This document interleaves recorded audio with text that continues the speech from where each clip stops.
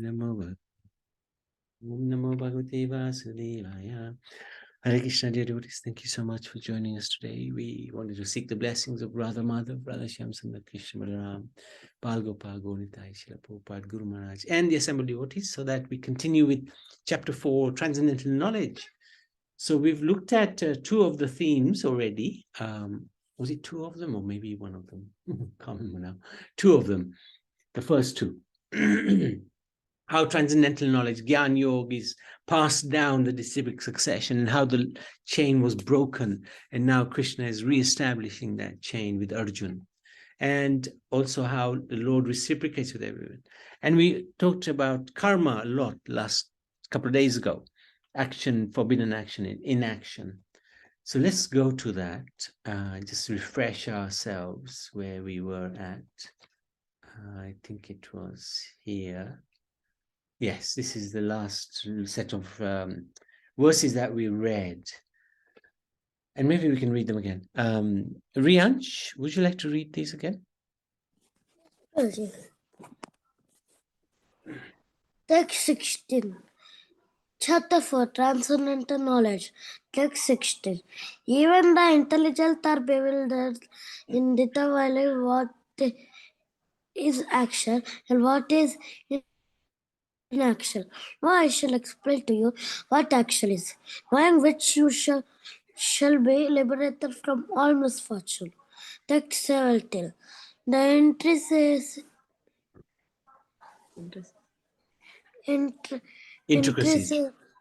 intricacies of action are very hard to understand.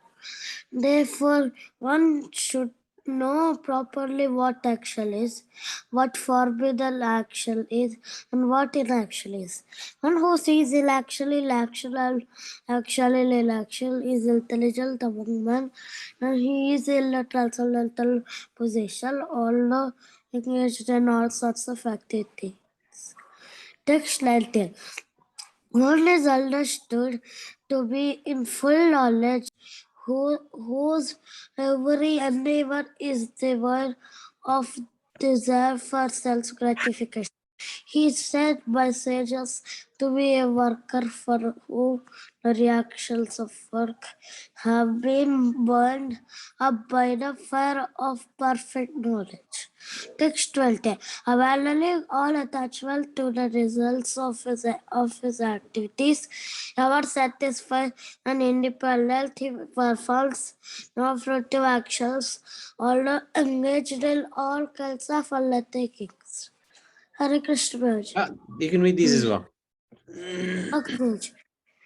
Text 21. Such a man of understanding acts with mind and intelligence perfectly. Control gives up all sense of proprietorship over his possessions and acts only for the bare necessities of life. Thus, working, he is not attached by sinful reactions. Text 22. He who is satisfied with gain, which comes to its own accord, who is free from duality and does not envy, his steady in both success or failure is never entangled, although performing actions.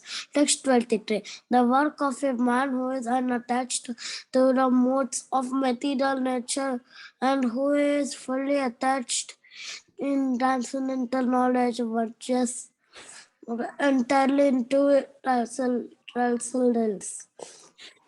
Text 24.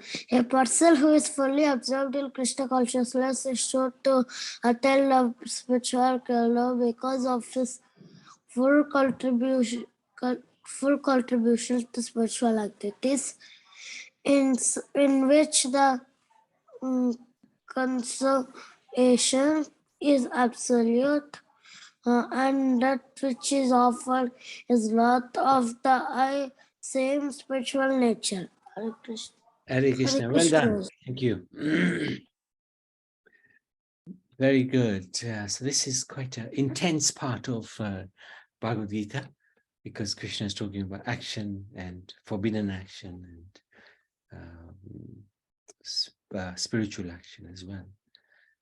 Anyway, let's see what the summary is. Karma means action, but it also refers to a universal law of nature. So karma is intertwined. There's two meanings to it. Karma means our work, but karma also means the action and reaction. For every action, there's an equal and opposite reaction. Bad karma brings bad reactions and is thus obviously undesirable. However, Krishna further explains that even good karma should be avoided since it also binds one to material existence. Now, of course, we don't encourage not doing good karma. Good karma is good to do. But we should understand it's going to bind us to this world. It's not enough. Good karma is not enough. Not by a long way, because good karma still keeps us in this world. Beyond good and bad are activities performed on a spiritual level. That is, action which yields no reaction and ultimately frees one from the anxieties and entanglements of this world. Such action is known as akarma. So there's three types of action. Karma, which is good action. Vikarma, which is bad actions, sinful actions. And then there's akarma. Akarma is on the spiritual level. Akarma means not good, not bad, spiritual. What's the difference between spiritual and good? Well, good karma connected with Krishna becomes akarma, spiritual karma. So the connection with Krishna is what is needed when we're doing something, some act. If we're just doing an act of, say, feeding people, which is a fantastic thing to do, of course, we don't discourage it. But we have to understand, if we're going to feed somebody food, then we will have to come back to enjoy the reaction, albeit a good reaction. We'll have to come and enjoy that. So somebody will feed us another time. As a result of our good action, we will get a good reaction. But we're still in this world. Still in this world. So it's like whether we have whether we are bound by iron chains or a silver chain or a gold chain, it's still a chain. Doesn't matter. It's still bound. But if we convert that food into prasad and then distribute it, that becomes akarma, becomes spiritual activity. And that frees us from this world, not binds us. Intricacies of karma are very difficult to understand. So the lesson from this is often we may be at the receiving end of rough justice and feel aggrieved by other people's actions. This can make us angry. This injustice, however, is likely to do with our previous actions, perhaps previous lives. Taking responsibility for our predicament, understanding that there is a reason for everything that happens, will make us less bitter and better able to cope. We never complain when good things unexpectedly happen. So karma, pious activities, leads to enjoyment, but still in rebirth.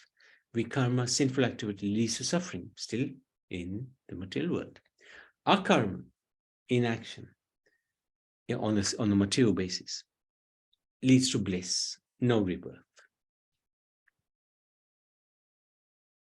We have no right to ask when a sorrow comes, why did this happen to me? Unless we ask the same question for every joy that comes in our life. This is Lord Ramachandra to Lakshman. So bad things will happen to us. This is the material world. We can guarantee it. Guarantee there's something gonna go wrong. But we have to understand that there's so many right things going on, and we never question that. Why do we always question the wrong things that go on? Because we're selfish. So, lesson to learn, Oh yes, this is really a nice point. Arthur Ashe, the legendary Wimbledon player, he was dying of cancer. From all over the world, he received letters from his fans. And one of those letters said, "Why does God have to select you for such a bad disease?" So his answer was fantastic. All over the world, 50 million people, children, start playing tennis. 5 million learn to play tennis. 500,000 learn professional tennis. 50,000 come to the circuit. 5,000 reach the Grand Slam. 50 reach Wimbledon. 4 reach the semi-finals at Wimbledon. 2 make the finals. And he won the final in one of the years. I can't remember which year now. And he's saying, when I was holding a cup, I never asked God, why me? And today in pain, I should not be asking God, why me? So this is really important. So we take responsibility. Something happens to us, we take responsibility. We say, okay, this is because of whatever I've done in the past. So be it. So be it. So let's go to the last part of transcendental knowledge. Malini, would you like to read?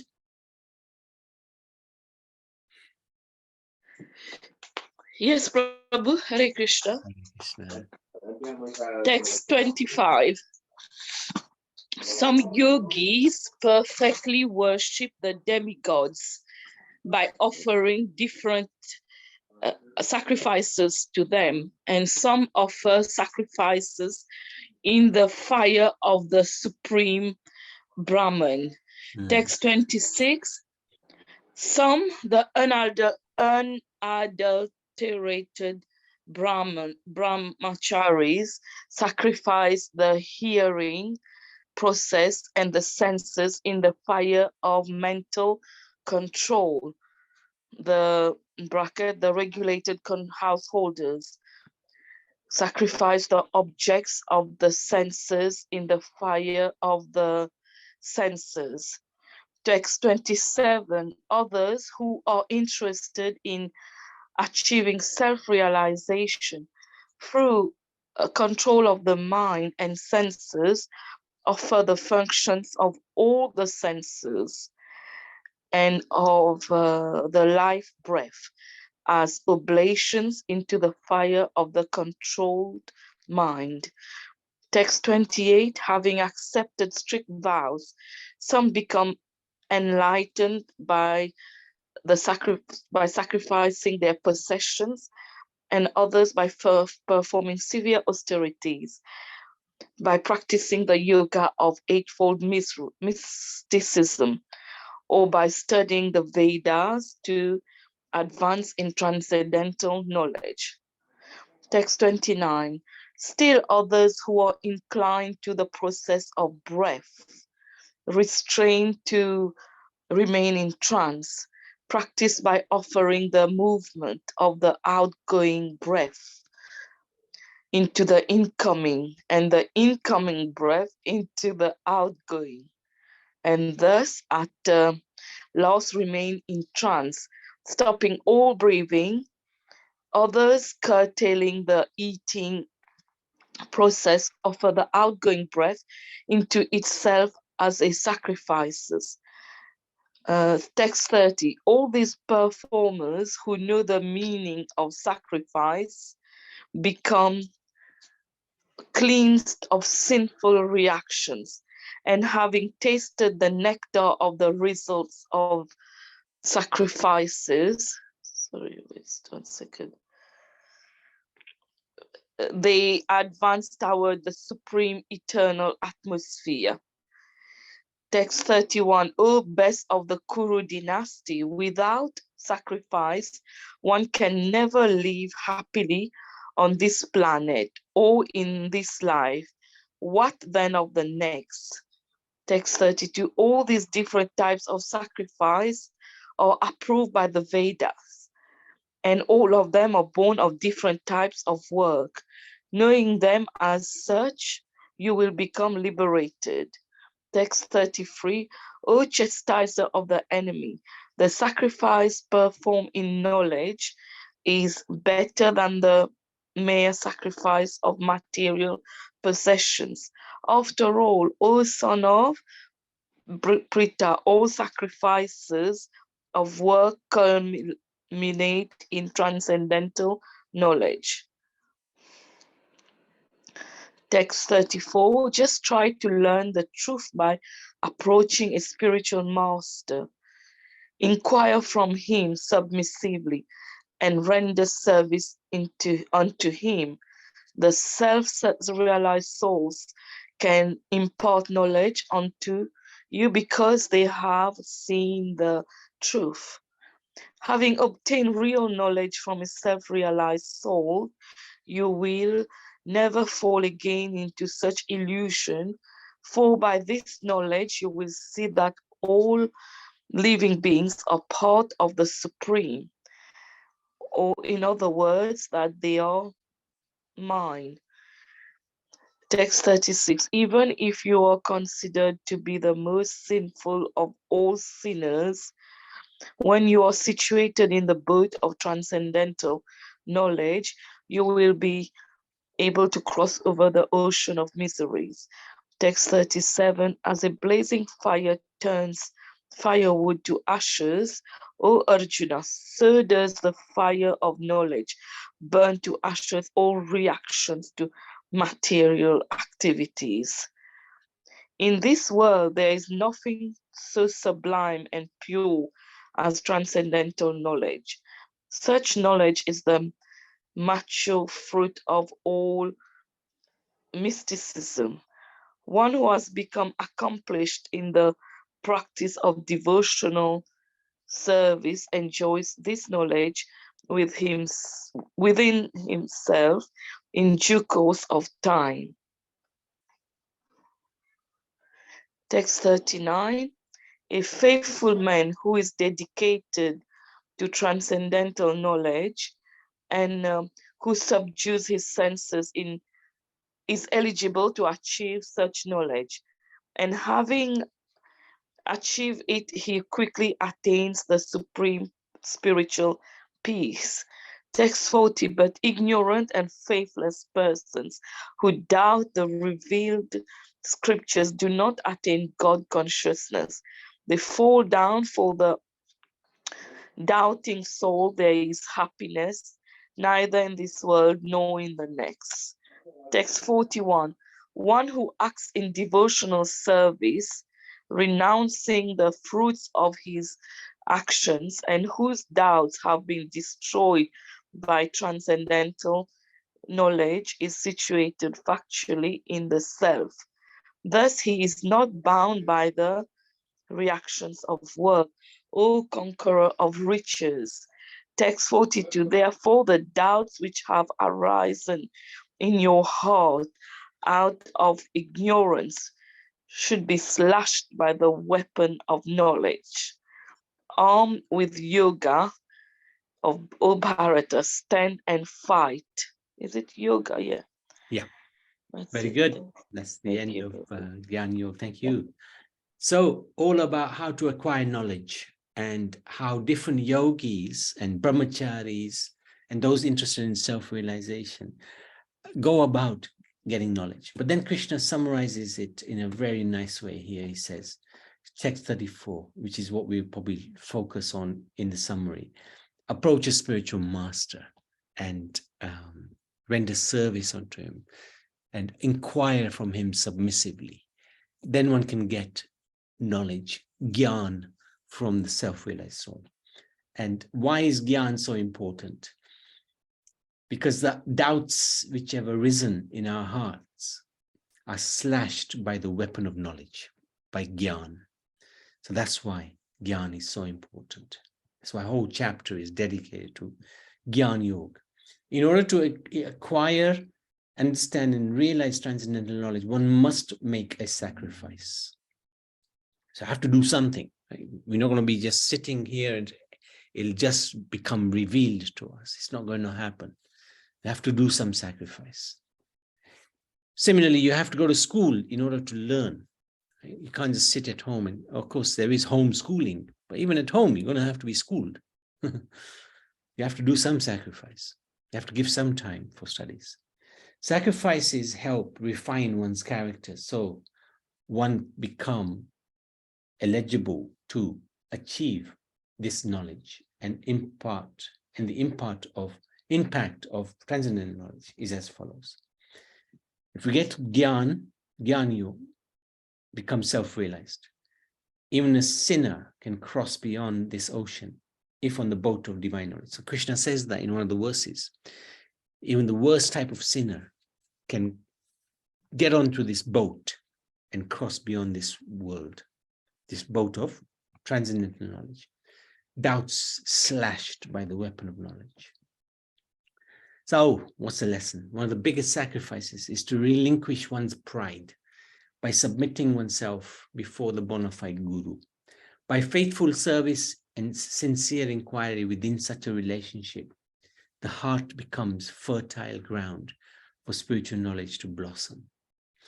So this is the third time this matter of a guru comes. First is in chapter 1, text 1, when Dhritarashtra is asking, I got it here. When Dhritarashtra is asking Sanjay, help me see what's going on, understand what's going on.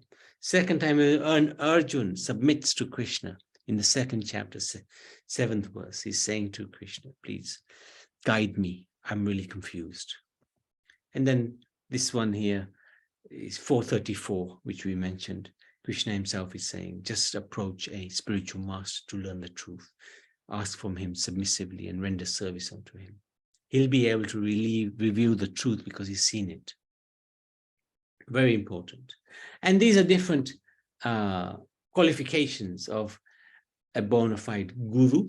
His teachings are paka. He's realized about Krishna. He's understood Krishna. He understands the absolute truth. He's 100% Krishna conscious. He's in a disciplic succession. So there's the line, the parampara is established. And he's got good character of a devotee. And he is able to give moksha, liberate his devotees. And his activities are glorious, glorifying Krishna. He never tries to imitate the Lord, but he follows in his footsteps. So these are qualifications of a bona fide guru. And then, of course, there's also a qualification required by the disciple as well.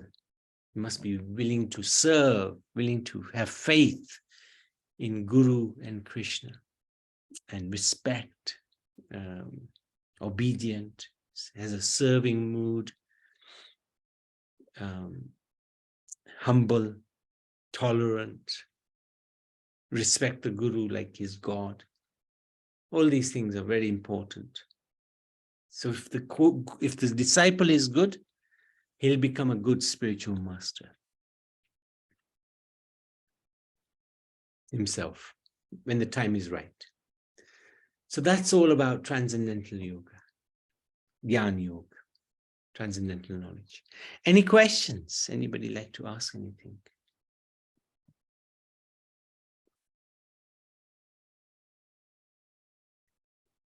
Or any comments, anything that you want to share with us? Yes. Yes, Prabhupada. Hare Krishna, Prabhuji, and all the devotees. When you talk about Gnan, is especially the Bhakti Yoga. Is it right? Gyan Yoga is just before Bhakti Yoga. So Gyan Yoga leads to Bhakti Yoga, yes, because once you got Gyan, then you understand Bhakti is the way. But especially, even I'm reading the Bhagavad Gita every day. Yes, good. But for me, sometimes I really don't. I mean, in Gujarati, when you read, it's fine. But it's still difficult to understand it. Yes. It's not. Sometimes I read it, then I forget. Oh yeah, That's for sure. This is Then I probably say, about the 10th time we're reading Gita. And every time we read it, there's something new that comes from it. comes from it. Yeah. So it's good. I always think about it. I wish I had more knowledge. But thinking of it is, I mean, when you are reading that time, I'm just, oh, it's nice. And then next day is forgotten. Yesterday you didn't join, did you? Yesterday we had prayers for Nani Ben, so yeah. So was there a class or was No, there we didn't do a class. No. Yeah, because I put it on and I said, oh my God, why it's not coming? Then I closed down. No, but it was on. It was on. So. Oh, okay. Then maybe I started was it 3:30? Yeah, but no, nothing came on. Oh, no, it should have been on. It was on. Many devotees were there. So Maybe then I don't know what happened, yeah, but it was weird. not kind. Okay. Thank you very much. So Thank you. missed yesterday's program. Yeah, but that's okay. We just did this and prayers. Yeah, anyway, it is difficult to get the Gnan, but when you are talking about it, it's very nice because we are reading and we are coming to the Krishna all the time, nearer to him.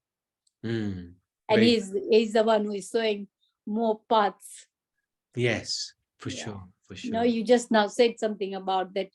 When you make a food and then you give it to everybody, it comes to prasad, then it comes, and that is a good, what was the word you used? Prasad will liberate one. Will take one to spiritual world. Prasad and it's called akram. Is that what you said? Akaram? Akarma. Yeah, Akarma. yeah, that's right. Yeah, which is very good. Yeah, very good. Very good. Yeah. No, thank you. Thank you so much. Srimad Bhagavad Gita ki jai, chapter 4 ki jai. Okay, let's stop this.